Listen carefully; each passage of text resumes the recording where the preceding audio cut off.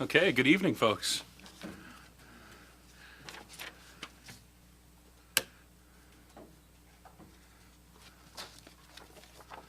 So with the new configuration of our evening meetings, what we're doing is we're meeting as a council. We're actually starting the meeting and calling the meeting to order at 4 o'clock in the afternoon, and we're attending to the closed session portion of the meeting, and then taking a brief recess to grab a bite, and then having the public session start at 5:30. So I'm not going to call the meeting to order. The meeting is actually already in order, and we're just picking back up from a brief recess. And I can see everybody's a real fan of the new 5:30 time because we have such a party tonight. So hey, good.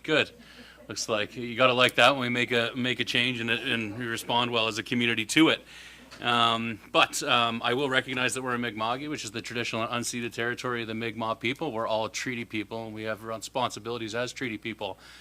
And so, without further ado, we're going to launch right into it, starting with number 4, a business item, which is adoption of minutes or review of minutes from our regular council meeting, which took place October 14th of 2025. So, council, is there any revisions, omissions, changes to the minutes for the October 14th meeting as circulated? Any changes? Okay. I'll ask that we adopt those minutes, though. Is a motion to adopt the minutes as circulated? Moved by Councillor Jenkins. A second to the motion, please. Seconded by Councillor Romero. All those in favor? Carried. Number 5 is public comments. As usual, always appreciate to hear from our residents. So I greatly appreciate that so many of you are joining us today. If you would like to address council this evening, please direct your comments to me as the chair of the meeting, and please limit your comments to 5 minutes. And be sure to present yourself respectfully. If you would like to address council, you can choose, select your own adventure here. We have 4 black chairs in which you can be seated, or if you so choose, you can stand at the podium and use any of those microphones. You just press the gray button, which is at the base of the microphone. The red light will illuminate on the button. It will also illuminate up here. When that happens, this camera is going to pivot around and you'll be on camera. And so for everybody, whether you're speaking and addressing council or not, just be aware that this is being streamed. This is a public meeting, and so just conduct yourself accordingly. If you'd like to speak, just indicate when I call with your hand, and then when I select you, you can come forward and just clearly state your name and where you live. And then again, please be respectful and limit your comments to 5 minutes. So, with that said, is there somebody who would like to address council this evening? Yes, sir. Come ahead. And if you'd like to stand at the podium, that will actually come up to you as well. There's arrow buttons that will, it looks like it's an okay height for you. Yeah, I think you're good. I'm good. Okay. Thank you very much. Thank you. Good afternoon. Thank you for this opportunity, Mr. Mayor and council. I'm Sherm Embry. I'm a resident of East Sable River. Just west of Queens Municipality. I use the town of Liverpool as much as I use the town of Shelburne. My son lives in Liverpool, and my wife's family lived in Liverpool. And my wife grew up in Liverpool. Dana Dares is with me.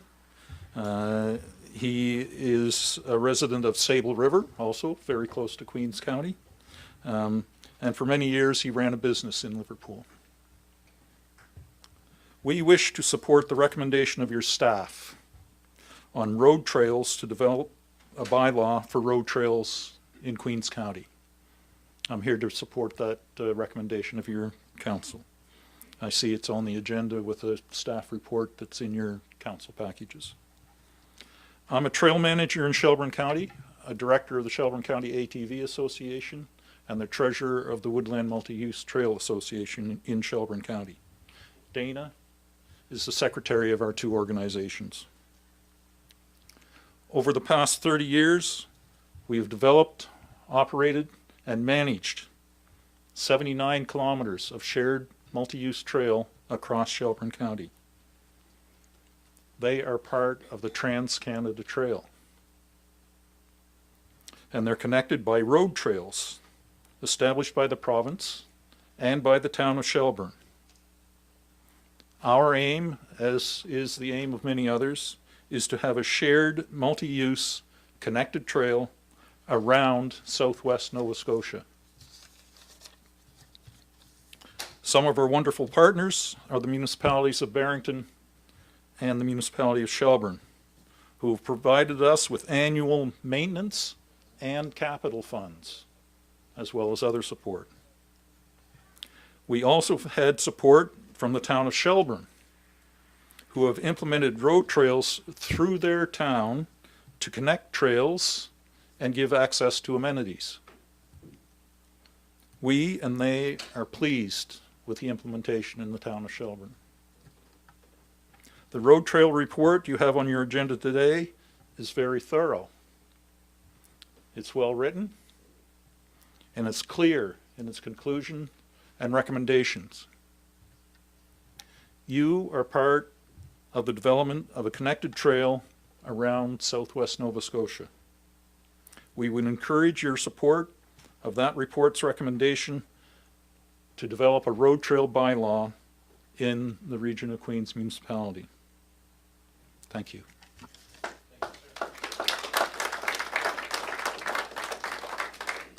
We're just going to take a brief pause. We sorted a technical issue with the audio-visual equipment here. Sorry about that, folks. Just 1 second.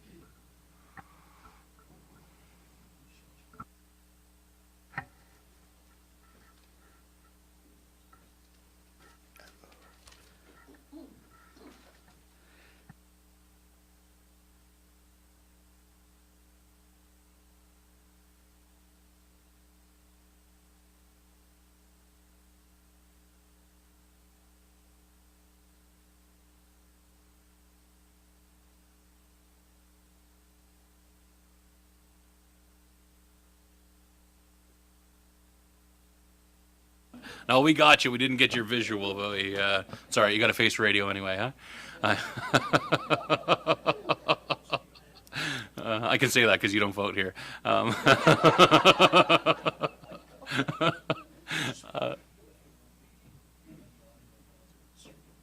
Okay. Take 5 minutes then. Yeah, if no one can be heard. Well, on the stream. I'd like to carry forward with the meeting here and just, so for those folks who are following along from home, I apologize. There's going to be a brief interruption in the coverage to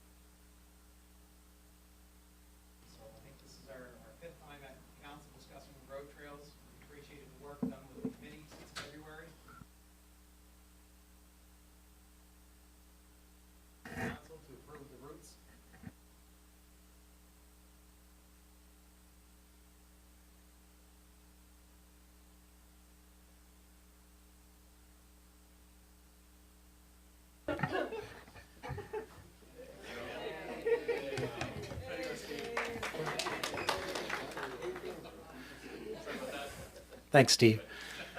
So we'd just like to make note of the fact in our public consultation that we had between 175 and 180 responses from in-person people, and that all of those were 100% in favor, as well as the data reported from the online surveys in more than 420 homes canvassed in the county across all road trails, both municipal and provincial. When taken at average, is over 90% support across all of those routes. So it gives a little bit wider look at the work that's being done. I'd also like to bring to attention that before road trails were enacted several years ago, the pilot program had existed for an additional 7 years, and there was never an accident on any of those road trails. So sometimes anecdotally people will suggest that something's going to happen, but the evidence suggests otherwise. I'd also like to mention that we're closing out a number of the projects that we're working on. In the last 2 years, the two groups will have funded over $500,000 of work in Queens County. So we're pretty proud of the work that we're doing, and some of that is also because of multi-use trails, and the section going out through Hunts Point is key to that, because that was changed to be multi-use, and it allowed about an extra $7,000 of funding over a 3-year contract to be able to do work on that trail, which looks much different today than it did a year ago. So a lot of good work is happening. I think we've got the clear support, and I also like to just mention the rollout of the new tourism campaign from the province of Nova Scotia, which clearly indicates the support of the development of the off-highway vehicle sport and developing multi-use trails. So the municipality of Cumberland was just featured in a 5-minute video that showed what we're trying to do here, which is create trail-to-trail connectivity, trail-to-amenity connectivity, and enhance the experience for both our residents and visitors to the province. And as Sherm indicated, the work's already taken place in Shelburne. We've got good connectivity there, and the goal is to create a southwestern loop that'll rival Newfoundland, where just from Lunenburg and Queens County, I'm aware of over 70 riders attended this summer. So that's a little bit on the work we have going. I hope that if anybody has questions, that they will let us know, and we'll do our best to answer them as we have throughout this process. Thank you. Thank you very much, Mr. White.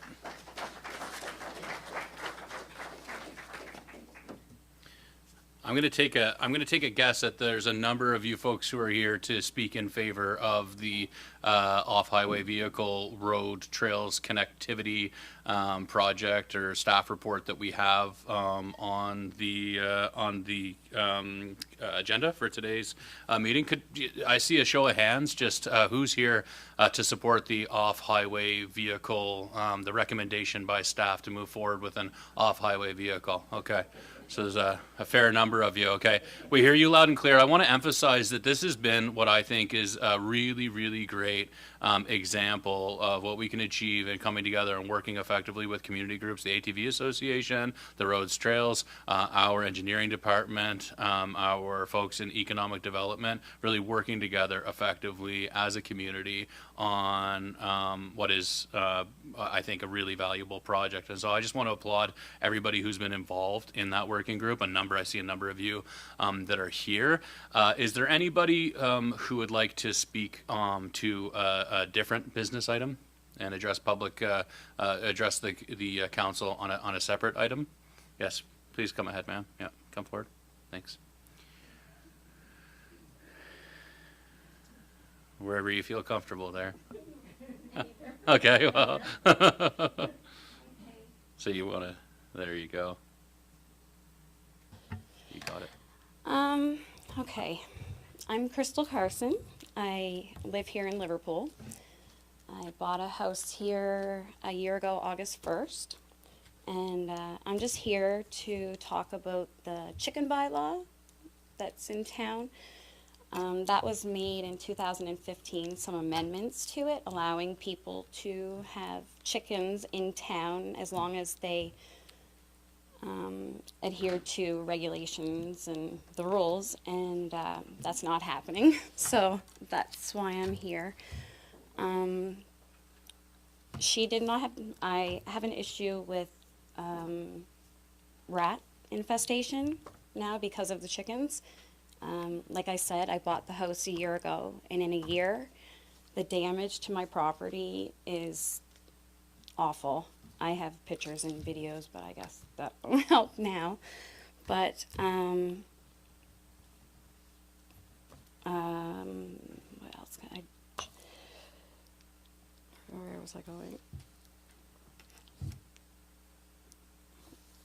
Anyways, I've tried everything I can to rectify this. I've been to Kim Maslin's office, and I've spoke to people, and I've tried to speak to my neighbor, which other neighbors have as well, but we haven't been able to get anywhere. It's actually gotten a lot worse.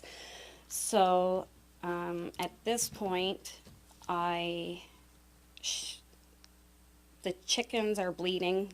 They're, the feathers have all come out of their backs. There's what are rats, I'm assuming, in her coop all the time. I have to call her the other night at 3:30 in the morning to wake her up because I got woke up out of dead sleep, and I had neighbors in my yard wondering what was going on.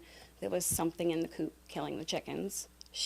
There's too many, and the regulations that are here in order to have the chickens, none of it's being followed at all. None of those rules. The actual coop is not even a quarter of the size it's supposed to be. It's actually on my fence. Oh, and I forgot, she didn't have this when I moved in, or I wouldn't have bought this house. And that's another thing. Now I'm stuck because I don't know what to do. And like I said, I spoke to her. She put poison in the rat holes in my yard. And I've been finding poisoned rats around the property, and I'm worried about my cats can't go outside now, and my neighbor's cats, and she could potentially kill her own animals or the chickens. So I'm just wondering what we can do to have the bylaws changed or have people at least follow them. I think there has to be something done with, I live in what they call the prefab area, so we're quite close together, and I think you have to have common courtesy for your neighbors, and I can't afford to keep replacing everything. To be honest, I take pride in my home, and my property's immaculate other than my gardens are now ruined. It's not funny, actually. I've been dealing with this for a year. And in a year, they're trying to get into my house now. I have rat holes going down the side of my foundation, just everywhere. I don't know what else to do. They're ruining my brick tile. I have a gazebo that I usually sit in all summer, and I was not able to use it. I didn't want to bring anyone over because the smell smells so atrocious that it's embarrassing, to be honest. You don't want to smell. It's never been cleaned. There's about 1.5 feet of hardened, like cement feces in the bottom of this coop. And it's never, ever, ever cleaned. Never once have I seen her clean it. And I have cameras as well, so. Besides that, the fence is being ruined because she has it right on the fence. My gazebo, like I said, I wasn't able to use my backyard or that. I went to clean up stuff from it and lifted the rug and realized why my tiles are all moving by my doorstep, you know. They're tunneling underneath. They've been in the gazebo and now underneath there and in my yard. It's traveled to my next door neighbor's yard because her gardener told me. It's just frustrating because we all have nice properties and there's just this one in the middle that's not following the rules. And at this point, this is my last ditch effort. So I appreciate you listening. There's a lot more that I'll remember when I'm not standing here. Well, thank But- you. Thanks very much for raising it to us. So, perhaps silly question. You have made our bylaw enforcement officers aware of the situation. Is that something that, or I is have. bylaw aware of this issue? I've called Courtney Wenzel. He told me that I needed to contact Jack. Okay. I've been working on this all summer in between working. That's why I'm not real prepared. I honestly worked the last 2 days real late. That's okay. So I apologize. There's lots more that I need to tell you, but Jack has been to my property and seen if I'd like him to give you his opinion if he can. Okay, it's good. So in an open session, or it's really not the place for us to talk about like an individual property matter, but I will assure you that, so staff are aware of the are staff aware of the situation? Do we have contact information? It's for- not just my for Crystal? property Yeah, right. either. Yeah. I'm just taking the direct Yeah, okay. hit. Understood. So those. we will, our bylaw enforcement will be in contact and will exhaust whatever mechanisms we have. So my expectation is that our bylaw enforcement officers will enforce the bylaw that's in place, and then if through the examination of the circumstance we find that our bylaws are insufficient, to enforce appropriately, then we'll have to look at potentially revising our bylaws to ensure that we can protect against instances like this. Yeah, because Yeah. I would not have bought my home. Yeah, I understand. And now I'm at the point where I'm stuck. I'm very sorry to hear your circumstance. And Yeah. I'm just wondering, like, who picks up the cost of all the damages? Yeah, we need to You take, know, like, honestly, is we need that to take that something- offline, but what we need to But do I'm is we just- need to make yeah. sure that we enforce the bylaws that are in place, and if you're finding that the bylaws are insufficient, then we need to look at the bylaws Yeah, themselves. that would be Yeah. wonderful, thank you. Okay, thank you very much. Thanks. I'm sorry to hear about your situation, Yeah. it sounds terrible. I'm worried about one more year. This has only been a year, Yeah. and this is what Sure. he can let you know how bad it is. But Yeah. in 1 year, it's this bad, so I'm worried what another year will do. I understand. They have a Okay. litter like every 21 days, these rats, and 12 to 22 at a time. So, Right. yeah. Okay, Thank thank you you. very much. Thanks. Any other business items that anybody would like to speak to? Is there a different angle that someone wants to bring to the table, just in support of the ATV off-highway vehicle road trails that hasn't already been articulated by one of the fellows this evening? No? Okay, great. I'm just going to call one more time. Is there anybody else who'd like to address council? Anybody else like to address council this evening? Okay, I very much appreciate your engagement. Council, given that there is, we've kind of got into the habit of this, given when there is such an interest on a specific business item from members of the community, I really like the idea of moving that business item ahead in the agenda so that we can tackle it. Would that be the will of council to move the business item 15-point trail, road trails in Liverpool, to come before delegations and presentations? Could I get a motion for that? Councillor Jenkins, is there a second to the motion? Councillor Roy, any discussion or debate about moving that agenda item?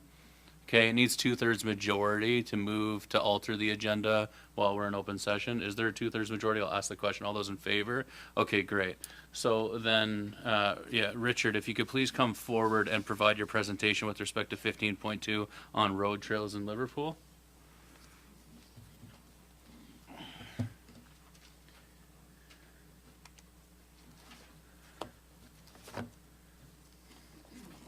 I know you guys are all interested in the entire agenda, but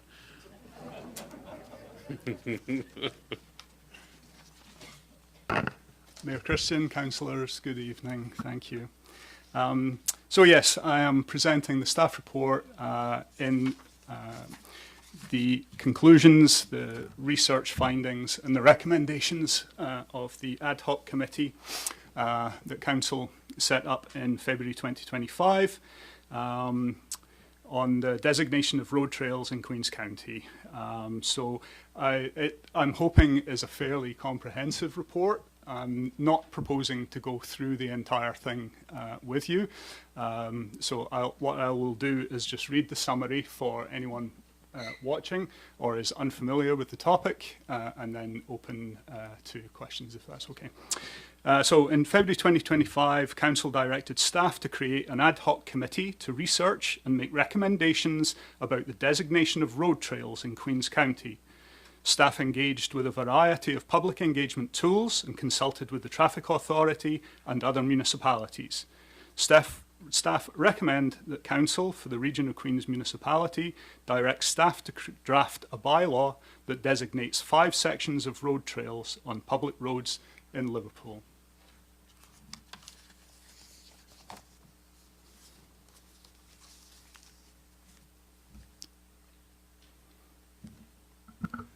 thanks, Richard.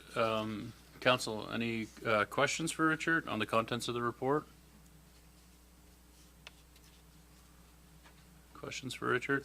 I have one question. I see that the, under implications, there is roughly $19,000 of costs associated with doing some work behind the admin building here, and then installation of directional and interpretive signage, so about $19,000 in total. that, however, the spend for an unbudgeted expense, the approval of that funding is not contained in the recommendation. Would it be appropriate to look at that now? Is that going to hamper progress in moving the project forward if we don't allocate some budget for implementation?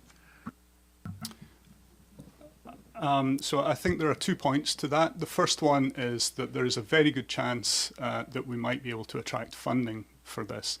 The second point is that at the moment we're just asking to create a bylaw. It's possible that in the bylaw process things wouldn't proceed. And so I think I appreciate your comment. I think we can probably follow that up in the near future. Okay, so but that's not going to hamper or impede progress at this. I don't this think it juncture. will Okay. impede progress. No. Okay. Any other questions, council? Okay. Again, I very much appreciate, I mean, I was at the table for most of these meetings, and I just think that it's an excellent example of what we can do when we come together and work with partner organizations in the community. We need to do more of this, not less of it. I'd be remiss not to identify that the traffic engineer consultations, or that there is an opinion provided by our traffic authority, identifying some potential heightened risks with the off-highway vehicles specifically interacting at Bristol Avenue and Milton Road with the lights. And I'm just wondering, is there anything envisioned for monitoring and identifying potential mitigations to improve any potential heightened risks associated with having off-highway vehicles moving through these corridors? I think if the road trail is adopted for that section, it definitely will need monitoring, both for safety concerns and also what is generally a fairly busy junction. It's busy for Liverpool. It's not particularly busy in the grand scheme of things. There is an issue with traffic travelling through those lights. I don't think that is an off-highway vehicles issue. I think it's an issue that potentially needs to be looked at, irrespective of whether off-highway vehicles are travelling through that section. Thanks very much. I'll ask one more time, Council. Any questions for Richard? Yeah, go ahead, Councillor Wenzel. I just noticed on here that when you first published this, anyway, that the RCMP have not commented yet. Have they said anything yet? No, they haven't. They haven't responded to me at all. We'll continue trying to find a contact from them, and not necessarily a point of view, but we can certainly be working with them on just making sure that the rules are followed, and that any of these road trails are being monitored for violation. And I would suspect that could be due to the fact that they're right in transition from one staff sergeant to the next, and we'll ensure to engage the newly arriving staff sergeant on this file. Yeah. Okay, I'm going to ask, is there a member of the council who'd like to move that the Council of Region of Queens Municipality direct staff to draft a bylaw that designates 5 sections of road trails on public roads in Liverpool? Moved by Councillor Jenkins, seconded by Councillor Fancy. Discussion, debate? Go ahead, Councillor Fancy. Yeah, being on this for this last, I guess, year and a half, we've come a long ways to where we were going. We started off with just doing a portion, but bringing this all together with all the 5 trails, it makes it so much easier, because then we can be able to be up to the point of where we can be able to, they can make the application to the province to connect that to go up to Great Hill Road, and such as it. If we would have did this in sections, we would have been doing this to each time through. So it was easier doing it all as one. And we looked at all things as they had mentioned. We called other people who had lights and over in other provinces. There was no problem. So there was no red lights in any of the sections or any problems that we could find. Yeah, I appreciate that. Yeah, the group kind of in its enthusiasm exceeded the initial mandate because we were looking at trail to service connectivity, but I think it was smart to look at trail to service and also trail to trail connectivity and creating that context or that environment where that we can then appeal to the provincial government about opening up that section of the 3 to do that, so that we're no longer that break in the chain of trail to trail connectivity for off-highway vehicles on the South Shore. And I think we can appreciate the economic stimulus associated with that. Yeah, go ahead, Councillor Roy. I think it's fantastic. From a tourism point of view, I worked at the Tourist Bureau for 9 years, and people ask, well, we can't come here on our bikes, our side-by-sides. We can't go through here to get to Shelburne. You go on Facebook, you see the lineup in front of the Chinese restaurant of side-by-sides. And wouldn't that be great for Liverpool to see them? I think it's fantastic. Yeah, and fully support. Maybe not specifically in the Tim Hortons drive-through lineup, but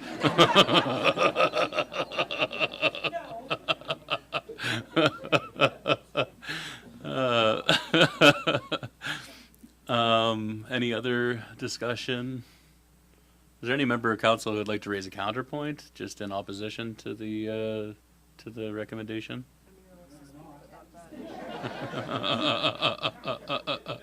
Order. No counterpoint. Go ahead, Councillor Mayor. But I just want to thank everyone for all they've done.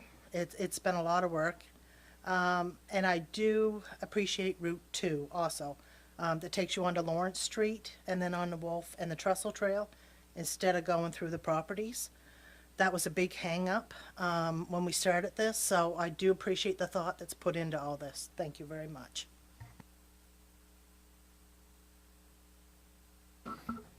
Can I call the question? All those in favor? Carried. Thank you.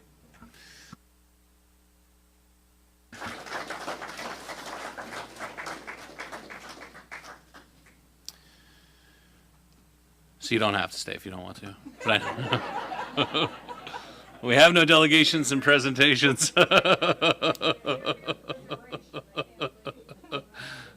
Well, we have a real fun piece of unfinished business and administrative policy about a utility assistant rebate. So, Director Vino, as you're ready for the. Sorry.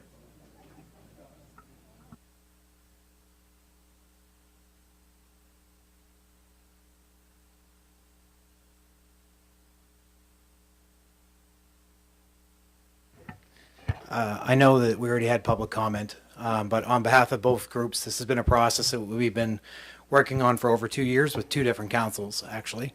So we really appreciate the unanimous support this evening, and we look forward to continuing to work with the municipality as we go forward together in this. And we keep insisting, these are multi-use trails, and we're not just building trail, we're building community, and you've shown that tonight. Thank you.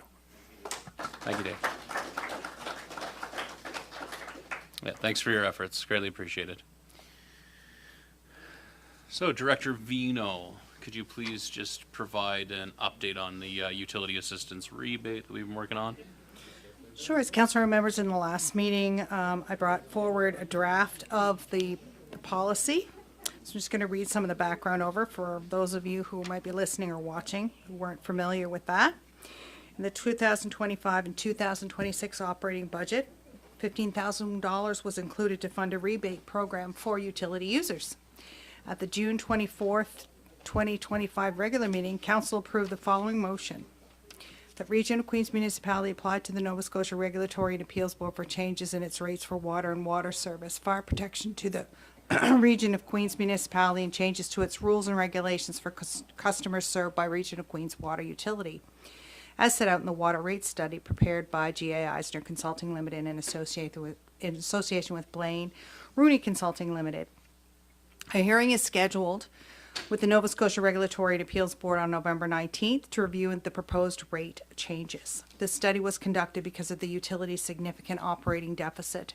Current rate structure does not support costs associated with supplying reliable, safe, potable water to utility users.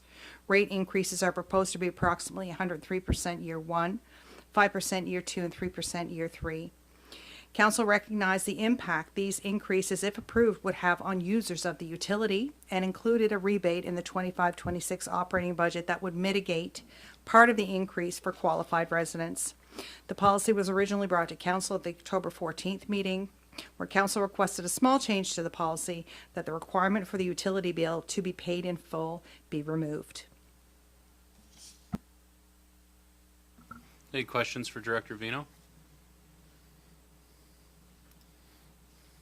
I think that makes a lot of sense. I think as we were talking about, this program's all about insulating low-income households against the impact of the rising costs associated with the adjustment to the water utility rates. And so I applaud members of council who identified that intricacy of not erecting an additional barrier per se if they don't have their account paid down to zero, still being able to access the rebate program. So I think that's a tidy piece of work. The rest of it looks fine to me. Are there any questions with respect to the proposed administrative policy that's been presented here, Council? No. Okay, that's good then. So I think the motion, I think the motion is a two-part motion. I'll look to see if there's a member of council that the motion related to administrative policy number 56, utility assistance rebate, is lifted from the table, right? Because we had tabled this. So, so firstly, let's lift it from the table. Can I get a motion to lift? Okay, moved by Councillor Wenzel. Is there a second to take it off the table? Councillor Carver. All those in favor? Okay. And then let's get a new table on the floor let's get a new motion on the floor that the Council Region of Queens Municipality adopt administrative policy number 56, utility assistance rebate as presented and revised. Moved by Deputy Mayor Charlton, seconded by Councillor Jenkins. Further discussion or debate on it? No? Okay. I think this is my discussion. I just think I'm very impressed. I'm impressed by this council's determination to do what we can, that we're recognizing and that we're passing. We're trying to be proactive in passing a program and an administrative policy and a rebate program with some forethought to the impact that the increased water rates that are somewhat out of our hands because of the operational and perpetual deficit that exists on the water utility.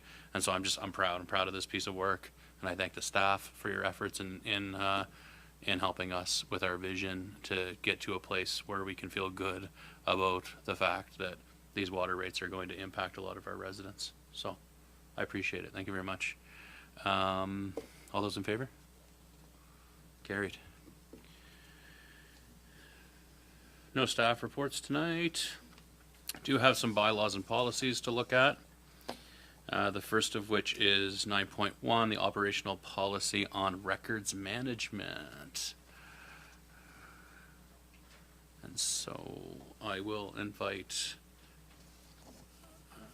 our municipal clerk, Ms. Green, to provide us some background information on that operational policy. Thank you, Mr. Mayor. So the Municipal Government Act grants councils the authority to adopt policies for the management and destruction of records. All municipalities must ensure that their information management practices align with legislative requirements and recognize best practices for record keeping. To establish a formal framework for managing all municipal records in compliance with the MGA, staff recommend that the council approve operational policy number 98, records management. Any questions from Ms. Green on the records management policy, council? Any questions? Okay, hearing none, I'll look for the motion that the Council Region of Queens Municipality adopt administrative policy number 98, records management, as presented. Moved by Councillor Jenkins, seconded by Councillor Fancy. Discussion, debate? All those in favor? Carried. Thank you, Ms. Green. 9.2 is the first reading of bylaw number 13 on solid waste management. Director Grant, could you provide us with an overview of item 9.2, please?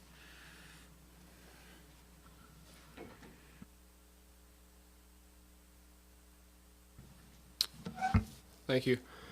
So we're revisiting bylaw 13, solid waste management. So just to highlight some of the changes. So looking to get the bylaw more current, more up to date with today's standards.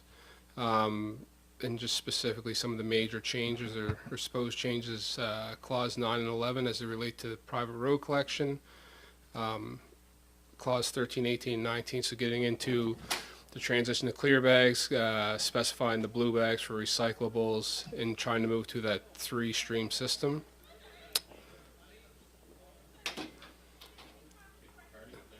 Yeah. Clause 20, next would be changes that relates to the extended producer responsibility, which I think we're pretty familiar with right now. Clause 24, looking to impose some kind of requirements at curbside for folks to do inspection. 29 to 31, 34 to 43 as it relates to the time waste is put out and required to be picked back up for compliance. Clause 44, just as it relates to the requirement for residents to maintain their green carts. Clause 49, incorporating existing policy 17. And clause 50 and 52.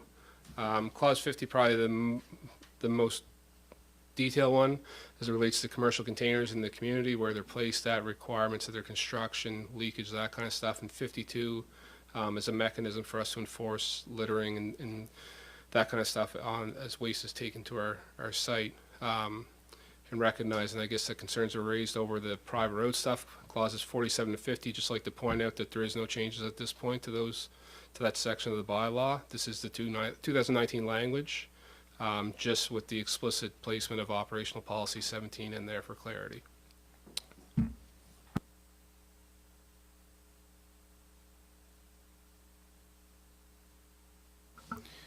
Questions, council? Questions for Director Grant on the draft? Councilor Merrill? Okay, I have a question on the recyclable materials, the blue bag. First of all, as noted, there's no amount to the blue bags, but there's measurements. So the 25 by 40 centimeters, it says now it's measured in cubic meters. So that's hard for somebody to figure out. How many bags would it be for like the 25 centimeter by 40 centimeter approximately? Do we know that? Not off the top of my head, unfortunately, I can't answer that. But we are working on a good, solid education program to make that relatable for residents. And I think that's something that might be in this year's waste calendar too, to help them, identify something to relate to. So 1 cubic meter, if you've ever seen one of the water totes that's around that some people have in the back of their trucks, that would be 1 cubic meter. So it would be 2 of those. So 2 cubic meters would probably be fit into the back of a pickup truck, which is a pretty substantial load of waste. Okay, that's a good reference. Another thing is, I see nothing in it about a 2-bag system, like plastic in one and paper in the other. Are we doing it all in one bag now? No, all that had to be removed with extended producer responsibility. So how those wastes are collected curbside is now under the control of circular materials, which is outside of our control. The waste collection calendar will show where things go, but that's subject to change at any point based on others' needs, based on circular materials and how they want to do it. So it is still at this point a 2-bag system, but it's not just 2 bags because there's other materials that are required to be collected and disposed of at a depot site, hopefully through this community once we identify where they're at. So will this be added to this bylaw once they figure out what they're doing? No, it won't. Where it lies outside of our control, we've decided to go with the language the same as the other municipal units are using, which is just to reference EPR and then kind of basically enforcing what they're telling us we need to do, as opposed to us trying to impose control. Any other questions for Director Grant? Go ahead, Deputy Mayor Charlton. Thank you. Just wondering, We don't currently have a limit on the bags of garbage, and we're proposing 4 bags, is that correct? Am I understanding that? There's no limit on one particular stream, but there is an aggregate limit of 2 cubic meters. And part of that ties into our collection contracts. Now with EPR, the direction from Circular Materials is that 4 bags is the limit. So that's why it's being introduced here. So just for clarity, when we look at other municipalities or towns and their solid waste bylaws, are you suggesting that those will be changing as well? I'm just looking, for example, and I think Councillor Miro brought it up when this conversation happened the first time, but Town of Bridgewater has an 8-bag limit, and so I'm just wondering if that's because it's a few years old and they will have, like, I'm just kind of wondering if where we're looking at comparisons aren't going to be relative or not. So the short answer is I haven't looked at everybody else's bylaw for comparison, but what I have done is sent this off to our Region 6 coordinator. Region 6, which is something that we fund, they help coordinate everybody's solid waste efforts. So we are part of Region 6 or 7 in Nova Scotia. So they would have taken our bylaw and compared it to everybody else's, and they passed us back a red line version with a lot of suggestions, which we've dwelt on and then tried to tailor to fit. But I think that we line up pretty good amongst most municipalities as being consistent. And lastly, if I could, I guess my concern is, will there be more garbage in the woods if residents are limited to 4 bags? Because we've had issues in the past, and so recognizing that they've suggested this, but is there anything that would caution us from increasing it beyond those 4 bags? Because I certainly don't want to see an increase in illegal dumping. Yeah, understood. So I don't think that it's an unachievable limit. It's the same number that's reflected in our collection contract, which has been the same for several years. Residents are still free to visit our solid waste site 4 times a month, free drop-off, no questions asked. So it's the kind of things that we'll monitor, and if we have to make changes in the future, I mean, I think we'll be back to make those changes, obviously looking agreeably to prevent any kind of littering or illegal disposing. So it's probably a similar answer, but just with respect to the opaque bags or the privacy bags, and so this would be moving toward clear bags instead of black or opaque green garbage bags, in the containing bags, right? And then with an opaque bag, the permittable. Like, can you just walk us through that? Just remind us. Sure. So if we fast forward to clause 17, 18, 19, it sets out the specifications for what those bags look like, including the privacy bag. So 18 speaks to the privacy bags you referenced, made of opaque white plastic, watertight, with a length between 1/2 meter and 1/2 meter when empty. Pretty specific, meant to fit inside that clear plastic bag to kind of encourage privacy for folks that need that ability. And the rest of the specifications are there for the clear bags, generally speaking.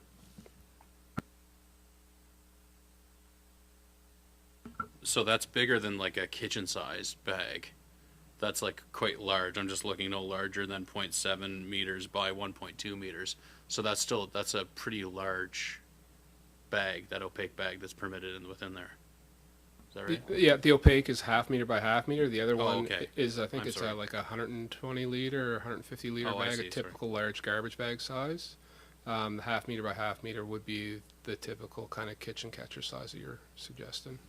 And it would be one opaque bag per translucent bag.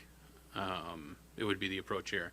And so I think it's probably a similar question in terms of comparability with other jurisdictions, where I think I've seen examples where it's like they're allowed so many bags, and then one of the large bags can still be like a black garbage bag. So like, instead of having all clear bags with one opaque bag contained in each of them, have it so that they're all clear bags and then having one. And just, was there any thought given to weighing those?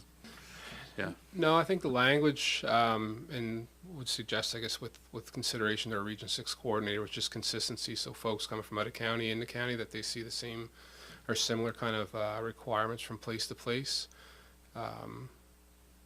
Yeah, I think just maintaining that same consistency across the boards. So it's your understanding that this is sort of consistently, this is the standard that Region 6 wants to see across the board? I would say it's the consistent standard that other municipal units are using, yes. Okay. Go ahead, Councillor Miro. I can't say that I'm happy with the 4 bags. We're going from no limit at all in the black bags down to 4 bags, and just one privacy kitchen catcher. Sorry, That's it. I'm going to look for a motion to debate it and discuss it. You have a question for Adam at this time? If Okay. not, I'll look for a motion and then we can debate it and discuss it. Okay, But is there a question for Adam though? Sorry, I didn't mean to interrupt, but okay. Is there any other questions for Adam based on the report or the draft bylaw at this time? Okay. If not, thank you, Director Grant. So if not, I will look for a motion that bylaw number 13, solid waste management, be now introduced and read a first time. Is there, is it okay? Yeah? Can I get, what's that? Thank you very much. Can I get, is there a member of the council to move that bylaw number 13, solid waste management, be now introduced and read a first time? Councillor Wenzel, second to the motion. Councillor Fancy, moving and seconding a motion does not mean that you're supportive of the motion. It means that you're moving it to so that it's on the floor so that we can now debate it. So, pardon me for interrupting, Councillor Mero. I'll give it to you if you'd like to now provide your thoughts on the motion. Thank you. I'm not happy with the 4 bags. When all of our surrounding municipalities are 6 to 8 bags, I just think it's going to cause a lot of litter around the roads. In the woods, there's a lot now, and this is just going to add to it. Not to mention people trying to stuff them in the gray boxes, which we're having problems with now. I think that's going to cause a lot of problems.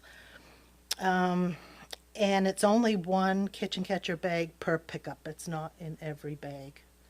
So it's only 1 per pickup, which limits a lot of people if they have a bigger family.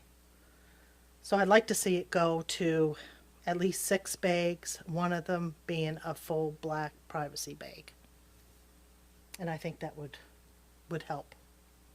Thank you. Okay. Further debate, discussion, council, on the motion? Deputy Mayor Charlton? I find this report hard to digest in, I guess, comparatives. And so I understand that Region 6 has given their certain standards. But to Councillor Miro's point, in looking at other municipalities, it's not consistent. And so that's why I had asked that question earlier, could we potentially expect to see those other places change? And without having that confirmation, I would like to see an increase in the bags as well, because I definitely have had more than 4 garbage bags at the curb, and I don't want to see illegal dumping, and I think that will be a struggle for folks. And I think when we, look at our areas that are overrun with raccoons and things like that, if you have 6 bags at the curb and only 4 are getting picked up, we're going to have other issues. So I don't think we should be so limiting. People use kitchen bags in their bathrooms predominantly, and so I think that we need to have some more allowance for the privacy bags. Maybe it could be 1 clear bag, but it could have multiple kitchen bags. I think if we only have 1 white kitchen bag allowed, then that's going to lead to issues as well. So I would be a fan of seeing a full-size garbage bag, whether it's clear or black, be the privacy bag. I think it could be clear, though, if folks are using those, white KitchenAid bags, then they could just chuck them in a clear bag, but they could have 1 large bag per pickup. I think that would likely be sufficient. Other debate, discussion on the motion? Director Grant, are this bylaw, is this coming from Region 6 or is it coming from Circular Materials? It's come from the Environment Act, I think, probably in particular to start with. So we took the old bylaw, we made a lot of updates to it. We went back and forth through a lot of staff here. We sent it to Region 6 for comment. They came back with a lot of comments again. And a lot of it's trying to incorporate changes to the Environment Act along with requirements from circular materials with EPR, and along with trying to, reduce waste, such as 4 bags per resident. So it's a combination of a lot of factors, I suppose.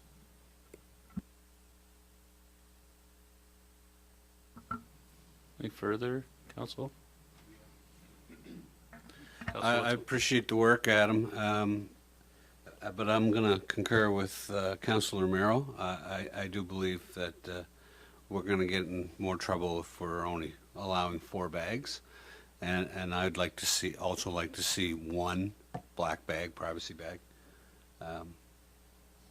If that knocks it down to 5 bags and then 1, then I'm fine with it. But I do think the limit is low too. I agree with Councillor Romero and Deputy Mayor Charlton.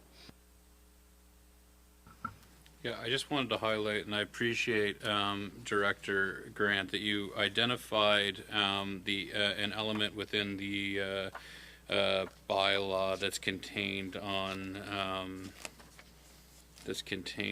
page 53 of our package, which is the items 47 through 50, which is properties located on private roads. And there's a clause within here that describes the responsibilities of landowners to ensure that storage bins are maintained at all times in a neat and sanitary condition and kept in good repair. And my understanding is that this largely relates to like situations like that I experience, where I live on a private road with 7 houses on the road, and that is our responsibility. It's it's a sort of duty that we have, similar because it's curbside collection basically, but a sort of joint site for curbside collection. But we did receive some significant feedback from the engaged parties who have vested interest, the interest groups, with respect to the gray box collection sites. And of course, on that file, as we heard loud and clear from the last time we discussed this, that there is there's a commitment on part of the council to ensure that we don't invite in any affirmative obligations on the members of those lot owners associations about sort of maintenance and the state of the gray box sites prior to us engaging in like broad-based consultation and exploring solutions for those gray box sites. So I think I wanted to flag I think my discomfort in the language that could be read and interpreted as Article 50 or item 50 of the bylaw, that says so as in both cases described in this section. And so my reading of that is both cases being described being folks who do not have a gray box collection site and folks who do. So folks like in my example who we don't have a gray box collection site, and then those who do. And I think that is that's not aligned with what council wants to say. We need to make sure that we are not, whether it was contained in the 2019 bylaw or not. And my understanding is that it actually, this language was contained in the 2019 bylaw, but we need to ensure that in this iteration of the bylaw that we're not, from my perspective, exposing or implying or writing into the bylaw that those groups have any obligation to maintain those sites until we engage in the broad base of consultations that we've committed to, I think. And so for that reason, I'm interested in defeating this motion and directing staff to revise the draft bylaw with respect to the language that's contained in that section. I'm not sure anybody else want to contribute to the discussion about the motion that's on the floor. Go ahead, Councillor Jenkins. In regarding with that 4950, I'm in full support of of having 50 removed until it's comes to a point where we discuss it with the parties involved. Yeah, and I think that we need to, my sense is maybe not complete removal of the clause, because we still want to ensure that residents like me are responsible to maintain the conditions of where their garbage is being collected. But just as it relates specifically to the residents that would be captured under Operational Policy 17 and the establishment of gray box collection sites, so those property owners who rely on the use of those gray box collection sites aren't party to this language. Does that make sense? Is that direction, is that discussion clear? Go ahead, Deputy Mayor Charlton.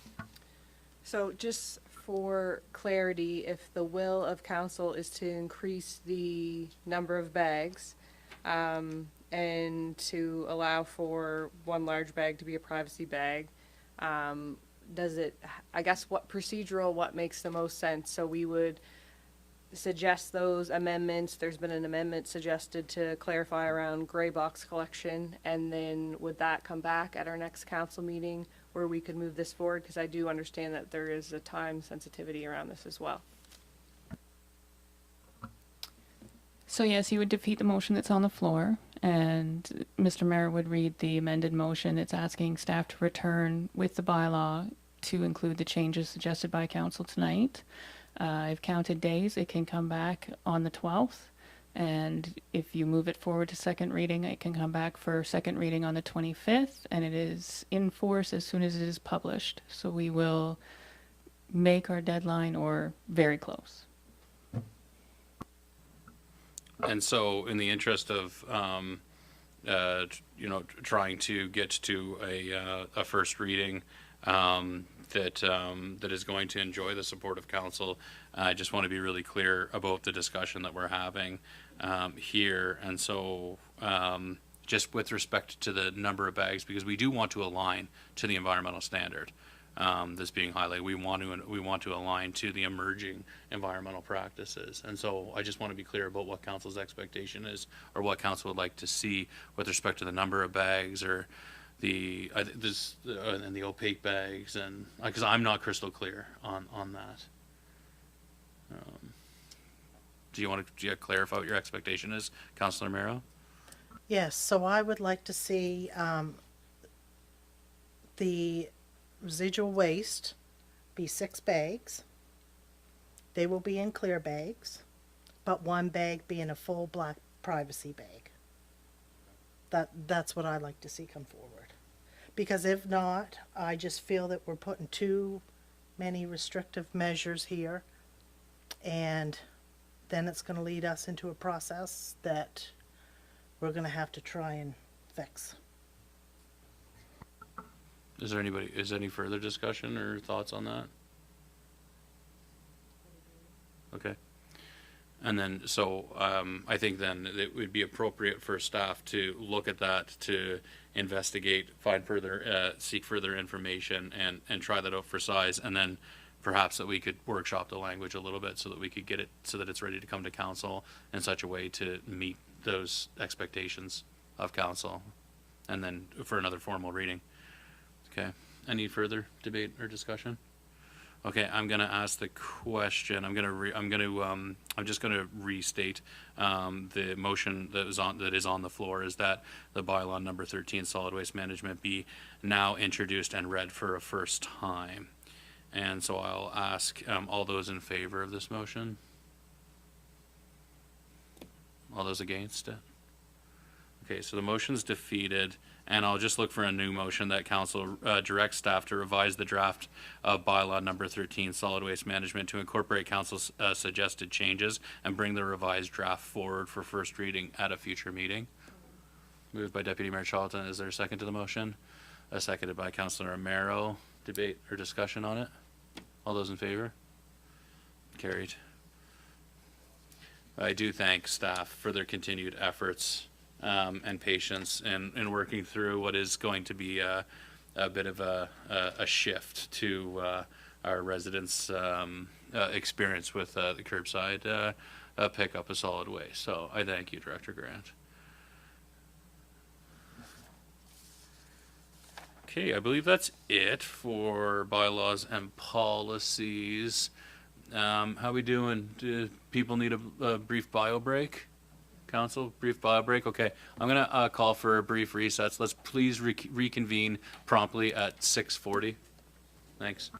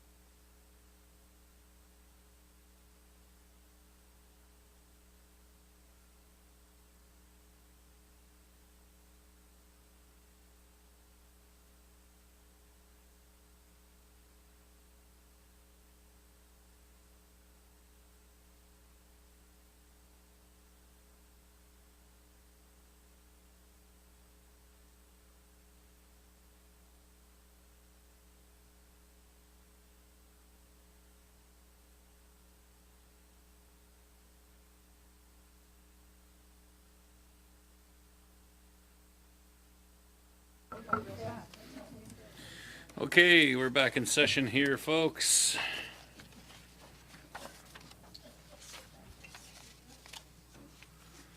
So we have no correspondence for action or information, no report from in camera. Today's meeting, I'll provide a brief mayor's report.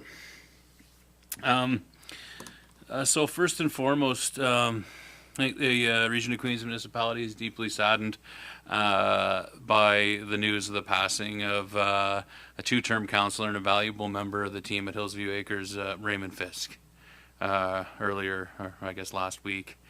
He was a really important contributor to our community. Our flags have been flying at half-mast in honor of his memory.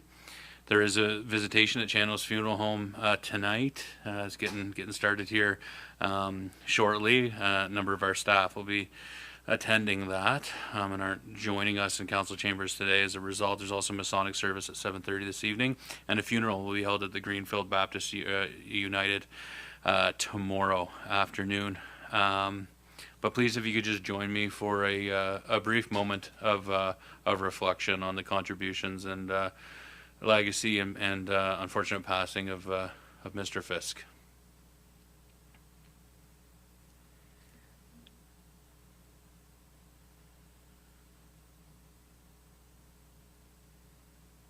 Thank you. I also, on a much happier note, although it's also a loss to our organization, but a happy occurrence, is that Ms. Kellyanne Hurley, 16 years as a bylaw enforcement officer in our organization. I think she brought a lot of energy and passion to that role, and she will leave a gap in our organization. But Kelly is going to be retiring on Friday, and so I just want to wish Kelly a very happy retirement. I know you're watching from home, Kelly, so you behave yourself. And I know that'll fall on deaf ears, so but thank you for your service, and enjoy a very happy retirement to you, Kelly. And then just a couple updates. On October 14th, I attended the Fire Services Committee meeting. I'm an ex officio member of all members of council as your mayor. It's very apparent to me in that meeting that the role of Protective Services Coordinator, which is a vacancy in our organization right now, and a real coordinated and high performing function within the Emergency Management Coordination Office are going to be imperative and crucial to ensure our volunteer fire departments have effective support and coordination and can work effectively with the Region of Queens Municipality as the local government. And so I really look forward to ongoing engagement that the RQM works alongside the volunteer fire departments throughout Queens County. But I feel quite hopeful that having those dedicated positions and resources in those positions and being mission focused about what we want to achieve from a fire services and emergency preparation perspective is going to yield results. And I thank the ongoing efforts of the members of council who support that, staff who support that function, and of course the great work of the volunteer fire departments and your contributions to our community. October 22nd, I was joined by several members of our council, Councillor Jenkins, Councillor Wenzel, and Councillor Carver, all joined me out at the Pond Hook Lodge campground, where we engaged in a lake shoreline function restoration regulations consensus building for municipalities type of a workshop. There were at least 6 or 7 different municipal units of Southwest Nova Scotia who were present at the session. Big thanks to the Wombat boys at Pond Hook Lodge campground for hosting the workshop, and also thanks to the members of the Southwest Nova Biosphere who facilitated the workshop. Again, there were representatives for I think 7 municipalities. There were also subject matter experts, scientists, community organizations, engaged residents at this session, and we really advanced some important conversations about what responsible development on our water courses look like, what sort of appropriate bylaws and enforcement mechanisms could look like, what effective engagement with lake associations and lot owners associations, public education, resources for landowners to make smart decisions, smart choices, so that we can enjoy living near and around our water courses in responsible ways, and protecting against irresponsible practices with respect to our watershed monitoring and the health of our watershed, and then just lots of sharing of sort of exemplar approaches in terms of monitoring and generating community engagement and buy-in around living well around water courses. And so I'm very much looking forward to continuing to engage with that work, and I thank my fellow members of council for your leadership and involvement in that work. And then lastly, we just concluded last night the number 7 of 7 town halls that we conducted as a council and as an organization from October 16th to 27th. And so a huge thanks goes out to all the staff who contributed their immense support in making that happen, to the residents who came out and engaged. We had what I thought was I certainly exceeded my expectations with respect to the number of folks who came out and the quality of engagement that we got at those sessions. It built and built over time, and it was like with each passing session, we got more and more engagement, and so it was incredible to see. I thought it was an amazing opportunity for constructive engagement. The last chance to submit, we still have an input. You can still submit your input via a survey. If you have a paper copy of the survey floating around, please return it to us. And then there's also an online survey that's going to come down on the 31st, but you still have an opportunity to engage and have your voice heard through that channel or that mechanism. If you go online and look at on our website, if you search for town halls, that will bring you to the page that has the link for the survey. And so I do encourage you, if you weren't able to attend a session and haven't yet given your feedback on our strategic priorities but would like to, please take the opportunity take advantage of that opportunity, which is going to be open until this Friday, Halloween. And then next steps, we'll be working through the feedback and providing an updated version of the strategic plan with the priorities for 26 through to 29 in kind of late November, early December type of thing. So that is my report as your mayor. Any questions? Anything else anybody would like to speak to on those items? Yeah, go ahead. Just to comment in, I guess, experiencing our town halls, we had lots of folks who want to know more what's going on in the municipality.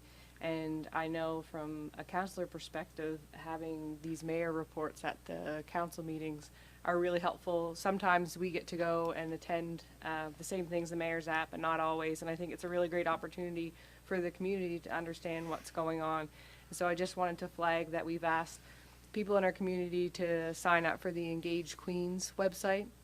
And I really think that adding these mayor reports to that Engage Queens website would be a great opportunity for folks to get an email from us with this information.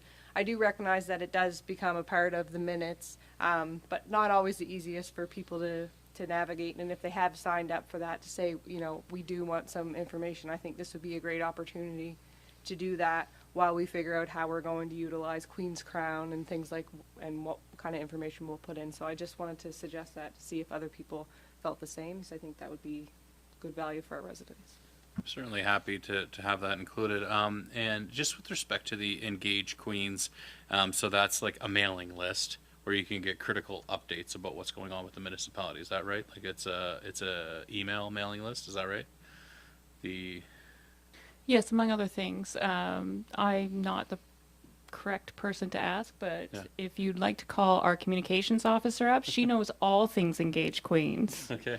Yeah, just in terms of the process, and perhaps, Heather, if you could provide any context just for folks who are listening from home about how you get tied in with Engaged Queens, or put your email on the list so you get those notifications. Sure. So Engage Queens is a part of our website. It's a one-page thing. And on that page, we list, oh, okay, Steve's going there. So if you go to our website and go under Council and Governance, and then go to the bottom, it says Engage Queens, click on that, and it'll take you to the Engage Queens page, which has, you can sign up for each of these categories, which lists what's going on, ways you can get involved with the municipality. So things like council meetings and public meetings, planning matters. I can't read that. I don't have my glasses. Okay, all sorts of other information, tax sales, job opportunities. So as things get added to that page, we send out an email. And you can subscribe to as many of those categories as you wish. When you hit the bottom here, you can see how you subscribe. So you put your name and your email address in. You can unsubscribe at any point in time. You can subscribe to as many of them or as few of them as you wish. I look after sending that information out. Yeah, so is there anything specific you'd like to know? No, that's great. Thank you. And thanks for the little walk through, the follow along there. That's great. Yeah, I appreciate that. Okay. So just moving right along here, a couple of council reports, businesses from members of council. So 14.1 is the municipal planning strategy and land use bylaw review, which has been brought forward by Deputy Mayor Charlton. Take it away. Thank you.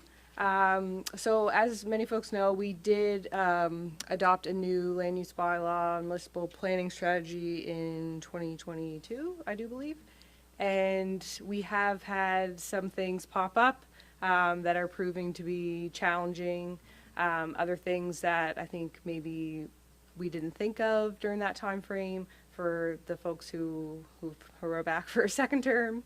And so I do have a motion here that I am going to put forward because I think we do need to address the issues in our land use bylaw. And I have a few that I want to highlight. So if it's okay, I'll just read my motion. And then if anyone has any questions about what those items are, happy to answer them.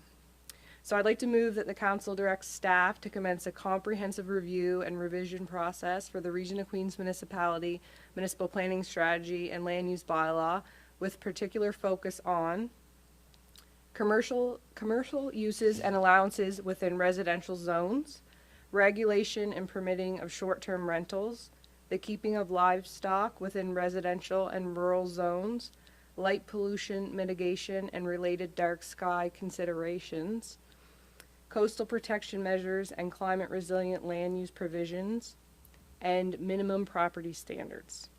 And further, that staff prepare a report outlining proposed consultation timelines, engagement methods, and anticipated resource requirements to support this review process for council's consideration at the regular council meeting on December 9th, 2025. Is there a second to the motion? Seconded by, who had their hand up first? You guys are quick on the draw. Seconded by Councillor Jenkins. As the mover of the motion, would you like to contribute to the discussion? Firstly, Deputy Mayor? I guess I'll just speak on each point maybe. That would be helpful. So commercial uses and allowances within residential zones. We do have folks who are looking to utilize commercial uses on residential properties, and there have been some challenges brought up in our land use bylaw where I think some of our measures are a bit too strict and they're restricting economic development in Queens. And I think our council, I think that's a priority for our council, and so I think that's important for that to be looked at. Regulation and permitting of short-term rentals, we haven't really been able to look at that with a large lens, and there are other municipalities who have put restrictions in their communities around short-term rentals because in certain areas they're overtaking particular neighborhoods. So I think that that's something that we need to address. The keeping of livestock within residential and rural zones. There are some folks that are saying there are some of our restrictions in the land use bylaw are too restrictive. We've heard from someone this evening that perhaps maybe we need to make sure that our regulations are crystal clear around enforcement in that. So I think that also jives. Light pollution mitigation. It identifies intermunicipal planning strategy. That council will look at incentives for that, but in looking at that, we don't have any policy around that. So I think it's just something that probably planned to come forward but hasn't come forward. Coastal protection measures and climate resilient land use in the absence of the Coastal Protection Act not being put forward. For adoption, I think it's important that we look at if there are other ways that we can beef up our land use bylaw to give us any additional protection to address that, recognizing that we have challenges around authority, what we actually can do. A lot of them are provincial and federal authority. And the last one that I added, minimum property standards. This is something that has been ongoing for a while. In our last term of council, we have had to remove properties that have just become so dangerous and unsightly, and I think that it's time that we look at policy around that so we can stop encouraging that to happen. And that's a mouthful, but if anyone has any questions about it around my thought process, happy to answer. A further discussion or debate on the motion? Further discussion, council? Go ahead, Councilor Miro. I was here for the last term of council as well, and I believe that Deputy Mayor Charlton here has brought up a lot of problems that we've had with the land use bylaws, and I'm very pleased that she's brought it forward. So thank you. Further discussion? Okay, a couple thoughts from my chair. I applaud this effort. I very much agree, and I think that as staff, as we get into this, I think that there's likely to be other elements of the land use bylaw municipal planning strategy that I know Director McLeod isn't able to join us this evening, but that he has various, what he frames them as housekeeping measures as well that would be important to tackle in this. But I think we need to strike a balance. We need our bylaw. The municipal planning strategy and land use bylaw is such an important lever for us to have as a council and for us to exert the will of council in shaping the direction of the municipality and the broader community. And so I just very much appreciate this because this is an opportunity to ensure that our land use bylaw municipal planning strategy reflect the priorities and concerns and direction that this council wants to take things. And so I applaud, I very much agree. I think the minimum property standards, we've heard Councillor Wenzel, some significant feedback also about the rat population downtown. We know that vacant properties contribute to that environment. We also, in discussing healthy waterways, we know that we need to look for creative solutions to do all that we can to protect against irresponsible development and removal of vegetation and the vegetative barrier around coastal areas.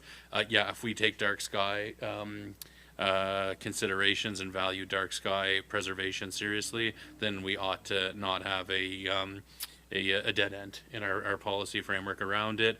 Heard a lot about keeping of livestock in both directions of it, so striking a balance to ensure that we don't have irresponsible keeping or unhealthy keeping of livestock while allowing for folks to homestead to deal with challenges around affordability and food security. Short-term rentals, I'm glad to see that here because we know that the vacation rentals thing we need to have an effective bylaws around short-term rentals. And then lastly, I just very much appreciate and will also note that we have some concerned residents here who have found it very challenging to work within our land use bylaw municipal planning strategy as it relates to small-scale commercial activities within residential zones that would be, I think, on balance,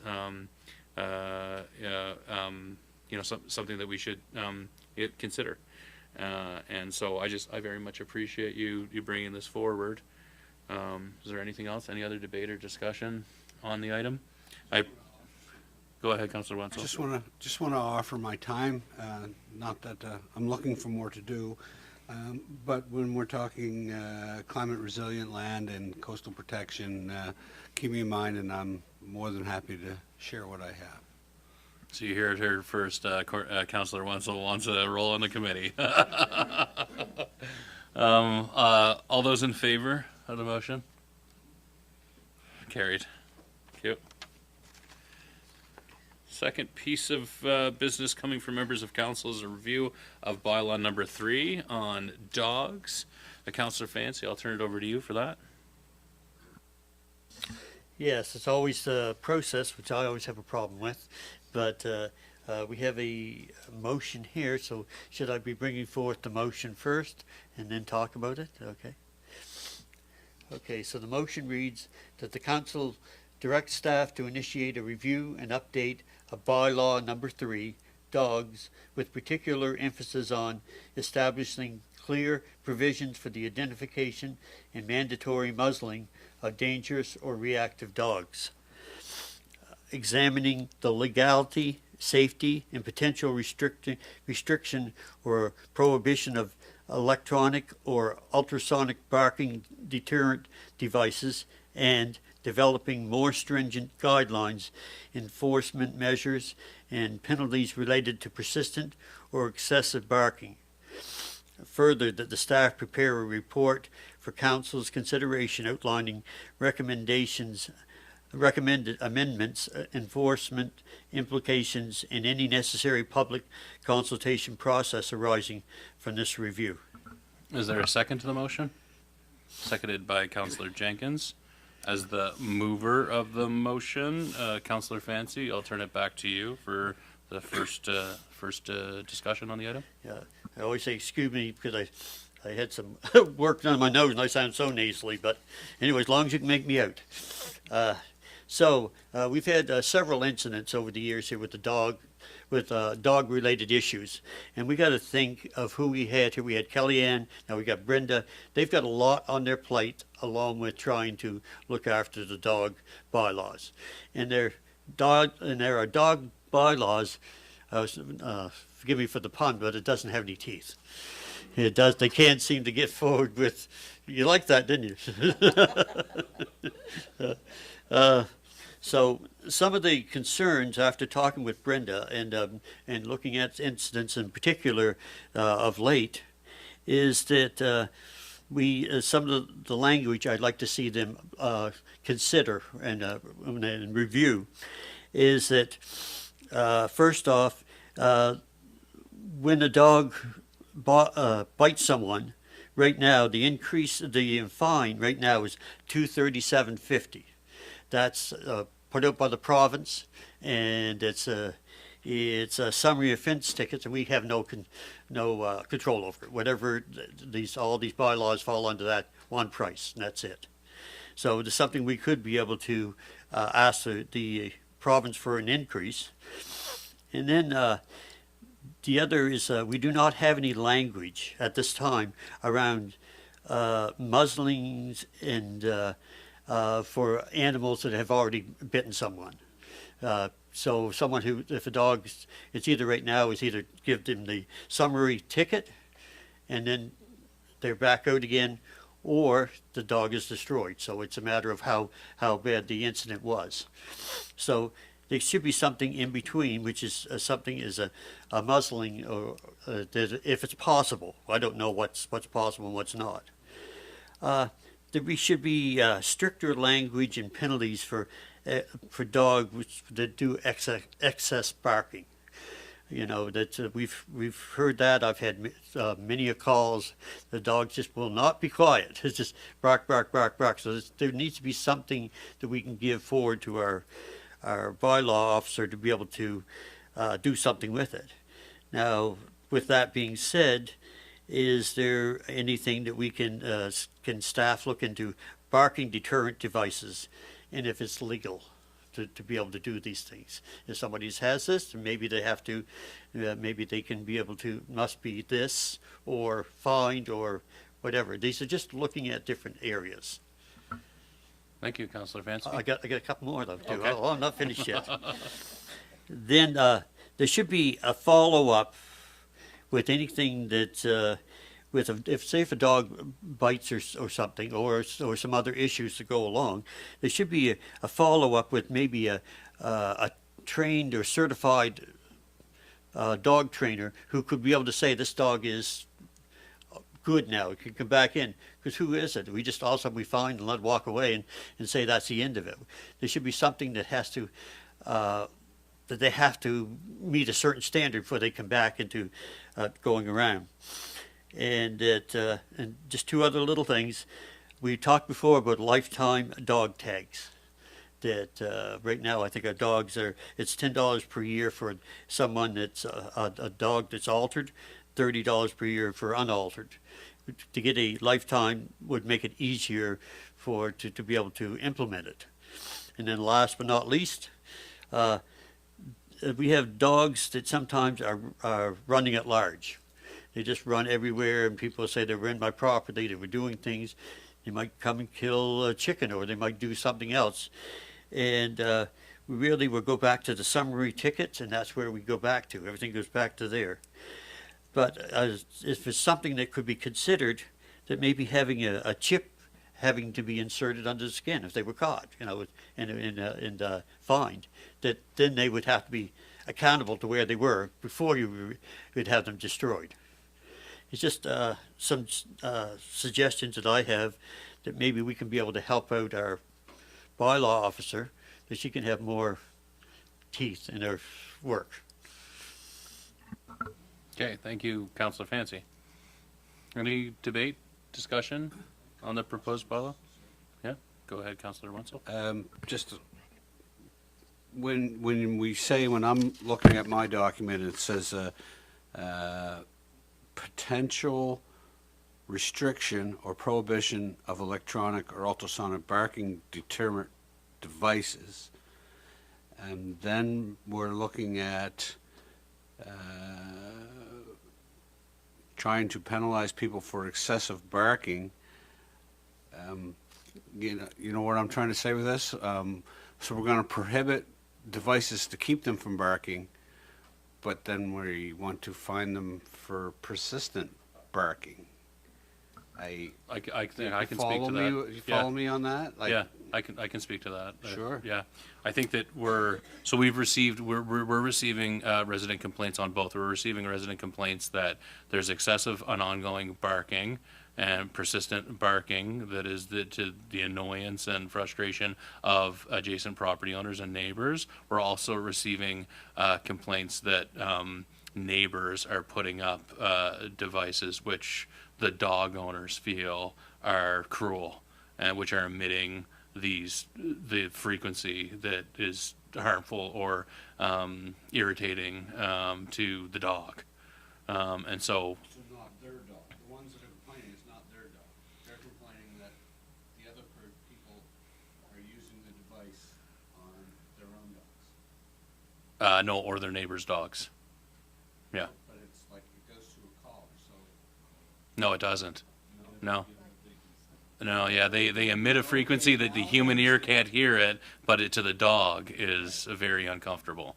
Yeah, and so I think so. The language here is really just would be, I guess, an affirmative motion from council or an affirmative vote from council on this would be directing staff to examine what would be appropriate guidelines to have appropriate penalties for persistent or excessive barking, but also looking at the legality, safety, and use of ultrasonic barking deterrent mechanisms as well.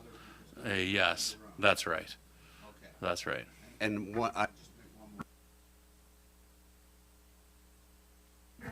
a lot of times the excessive barking from dogs are from owners. I want to say, I won't call it cruel, but they're owners that really shouldn't have a dog. They take them outside, they chain them, and that's their dog. And the poor things, they bark and they howl and they cry when it's cold, when it's raining, when they're lonely. So I think we should be looking at that type of owner too when you're looking at this sort of thing. Yeah, and I think too, like there is some elements if it escalates to a certain level. Also, there are like it really reaches a level of criminality as well about animal abuse as well, which it would go above and beyond and supersede our bylaws in any case in terms of animal cruelty and whatnot. Is there any member of council who would like to who is not in favor of the motion, who would like to argue like against the motion in any capacity, or identify any element of the motion that they're not comfortable with at this point? No? Okay. Is there anybody who would like to? Yep. Go ahead, Councillor Carver, for further discussion. I think Jack might have mentioned this, but I had a resident ask quite a while ago about this. They wanted to know if their dog had a microchip, if they could pay once for the lifetime of the dog instead of paying yearly. But I think you mentioned that, didn't you? So I just wanted to make sure I brought it forward because, so. Right, for like a lifetime dog tax or dog registration, yeah. Anything further on this? I thank you for bringing it forward, Councillor Fancy. Anything further? No? Okay, I'll ask the question. All those in favor? Motion carried. Okay, so new business. 15.1 is on the receipting process for safety funding for fire departments. So I will invite up Director Vino to provide us with an overview of this item, please. Thank you, Mayor Christian. In the 2023-2024 Region of Queens operating budget, there was $8,000 that was allocated to each fire department for the purchase of safety equipment, so that's $40,000 in total. During the budget process, staff were directed by council to request receipts at the end of each fiscal year before distributing any safety funding for the subsequent year. Prior to 2023, receipts were required for funds to be dispersed at all. In the fall of 2025, fire chiefs requested Region of Queens municipality staff stop this practice of requiring receipts prior to dispersing funds to help reduce administrative tasks from volunteers supporting the fire departments.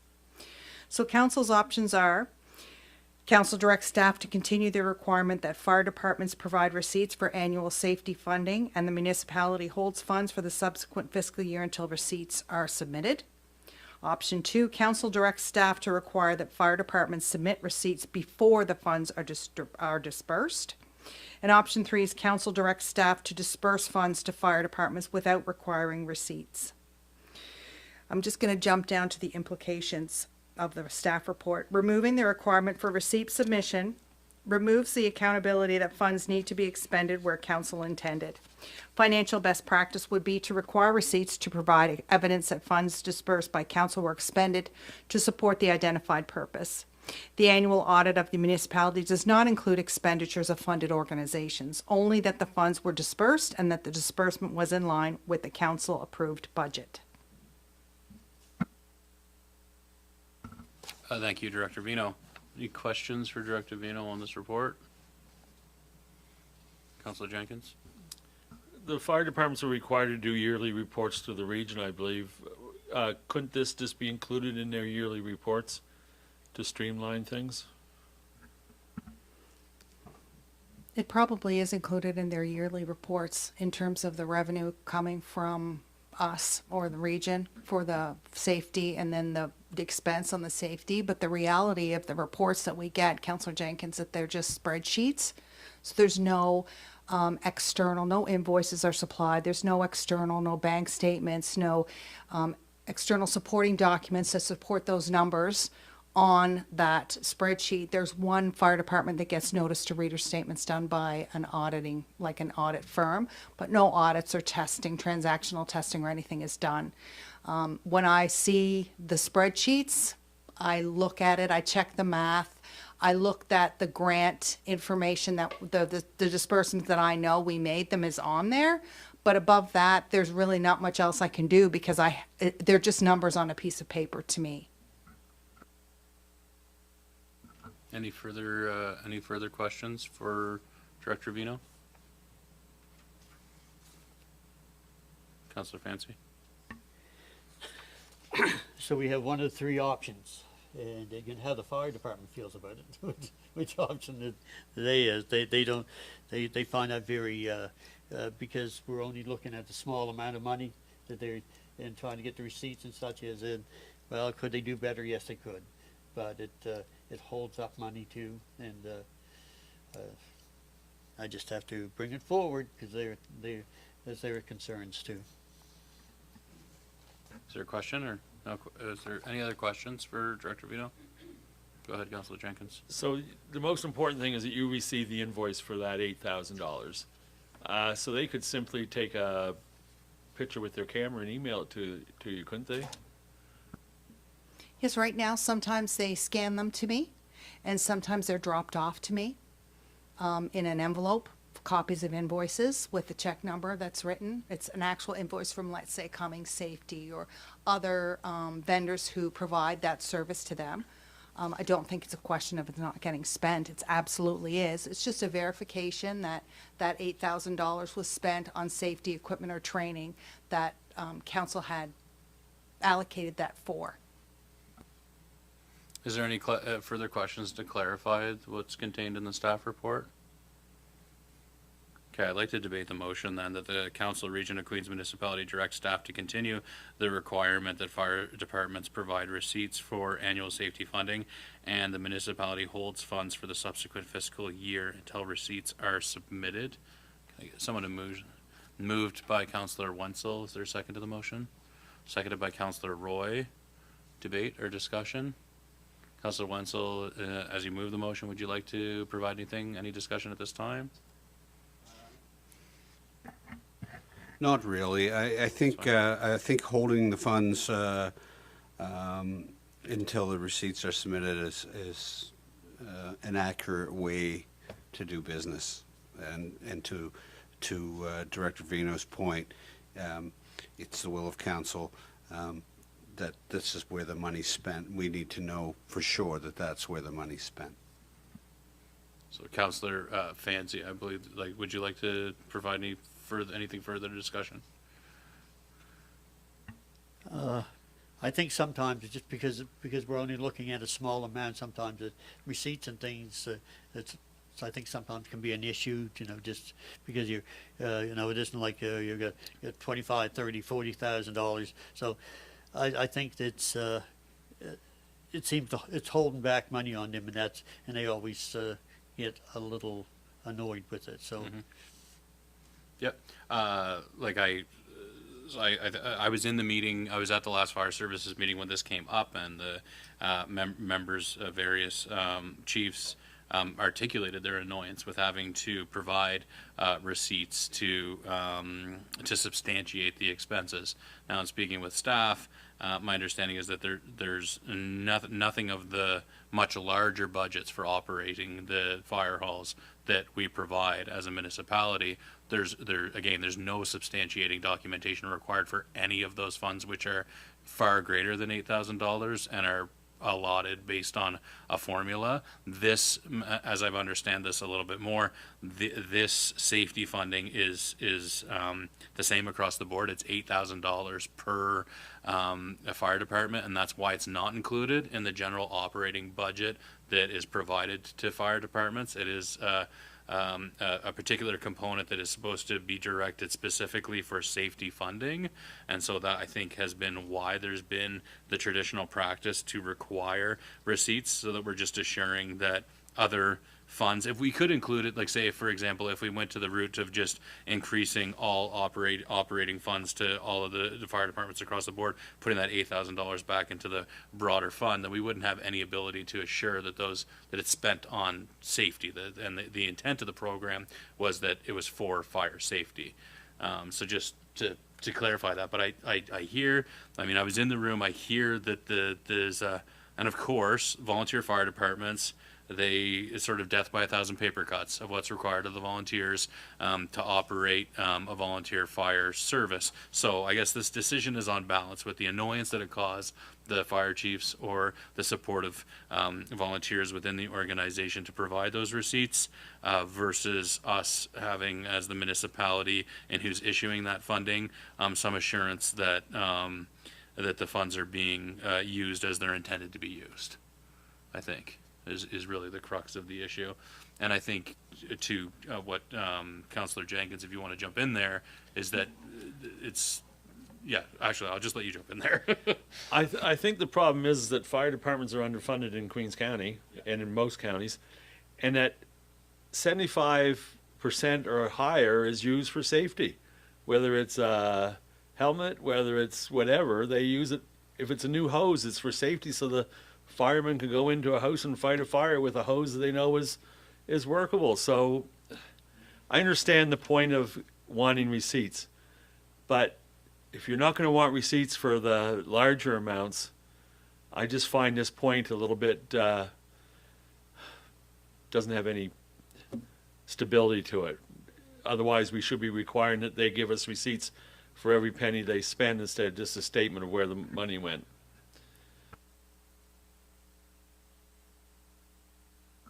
Any further debate on the matter? Anything further before I ask the question? Go ahead, Deputy Mayor Charlton.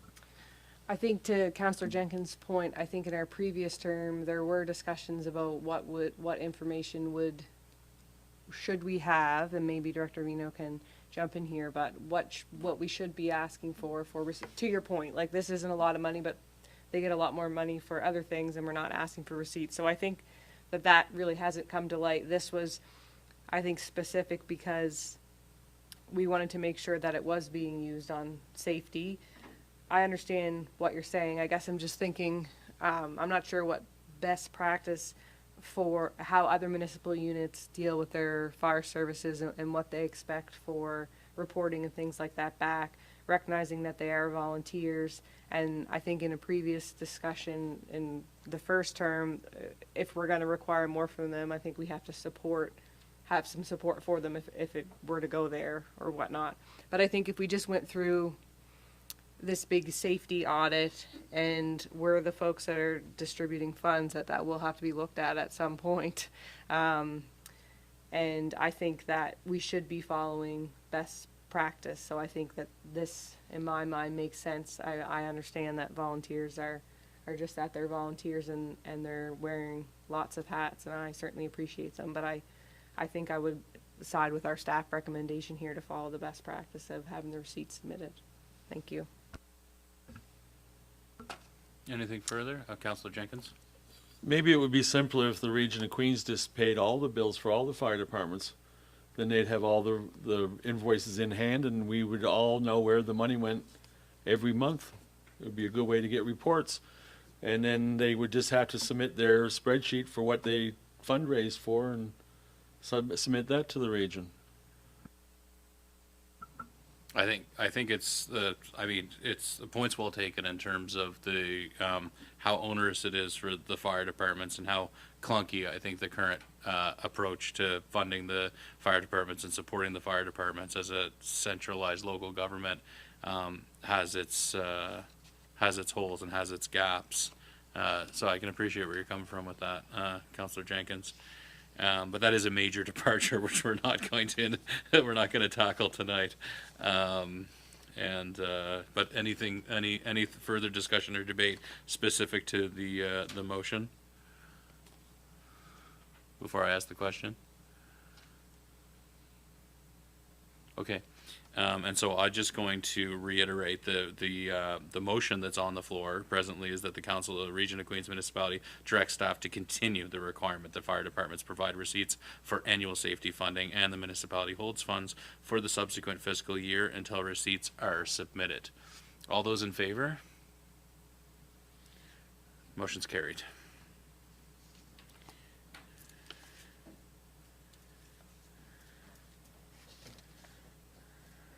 Okay. So 15.3 is our last business item for this evening, and it is lift station upgrades, Town Bridge and Cross Street. So I will invite up Director Grant to provide us an overview and summary of this staff report. Take it away, Director Grant. Thank you, sir. So during Budget Deliberations, Council made it clear that they'd like to see some involvement on their behalf, I suppose, for the Mount Pleasant Service Exchange, so any projects that were related to that. So this is another phase of that, which is the upgrades to Town Bridge lift station and Cross Street lift station. So included in the report is roughly a little over $500,000 in upgrades, which will provide us with 2 pump skids and 2 enclosures for those pump stations to be enclosed into before we go to tender for installation. So part of the reason we're doing that pre-packaging is to get out in front of the tender to get the equipment en route, looking at a tender to probably close in January sometime at this point, with construction to start in February. So if we wait, we run the risk of not meeting our deadline and not getting the fund and compensate on the back end. Digging into the report, there is a couple of options presented there. The first one obviously would be the 2 lift skids, or 2 lift station skids and the enclosures. Separate to that, council, if they wish, could direct us to purchase the skids or the enclosure, or to, I guess, package it all into a tender process if they wish. Looking further down, so I'm at the top of page 81. One thing that's important, I think, especially in the Town Bridge Station, would be the aesthetics of the building. So you'll see comparison there now for the Town Bridge Station, which is a little gray hut, versus Lanes, which is on the other side of the river, which is a more substantial structure. The new station's a lot bigger on the inside, will require a bigger building, to say the least, which could be similar to what's shown in the photograph there, trying to make it fit into the environment around. We are looking to work with the vendor for a tailor-made solution to fit in that environment that does reflect the characteristics of downtown, so a building that may look like similar to the VIC or Lanes lift station. And acknowledging as well that with sea level rise, we're trying to accommodate that, so this here structure will be quite perched on the kind of day one, and down the road obviously look to fit into the environment more. The implications of that is that this is $500,000 of the $4 million, 4.1 that's in the budget, the capital budget for this year. Any questions for Director Grant, Council? Any questions on the report? Maybe it's because it's late. I'm getting confused. Get so many mixed signals about this Mersey Point exchange and trying to get our infrastructure fixed. So last I heard, everything's on hold because of the Utility Review Board. But now we're saying, hey, let's not the lift stations. They're separate than the water transmission line. Okay. Yeah, so that, I mean, that is consistent with the information that we've been provided, that we're able to upgrade the lift stations for the wastewater, for the sewage, for the wastewater treatment, without requiring, like, this does not require approval from the URB or the RAB or whatever the heck they're calling it now. And that was one element of the, when we workshopped this, that's one element of the project that we're able to attend to prior to those approvals. The lift station upgrades, which are required. Yeah. Other questions? No? So but the Lanes lift station, that's not going anywhere. That's just for, okay, but that's just for, as an example of the fiberglass one versus the structure. That's correct. So in the proposal that we originally had from the vendor, they were suggesting a more similar structure to what we see in the photo for the Town Bridge, which is just a pretty plain fiberglass hut. We're looking to have something that's got a little bit more of an aesthetic value to it, to set in that downtown core right there at the Town Bridge. I see. Was there a question over here? Yeah. Go ahead, Councilor Merrill. Is there enough room there? Because I noticed today there's not much room there with the Town Bridge lift station. Is there enough room for a building there? There is, and I think we chatted about this a little bit in the workshop, was the overall upgrades to the area. So when the station's installed, it'll be installed in the turning lane right now. We had a traffic study identify that there was the capacity to make some geometry changes, at that intersection, which would improve pedestrian access across that Henry Hensey crosswalk. So installing in that area gives us the room kind of geographically, I suppose, to make it a feasible project, yeah.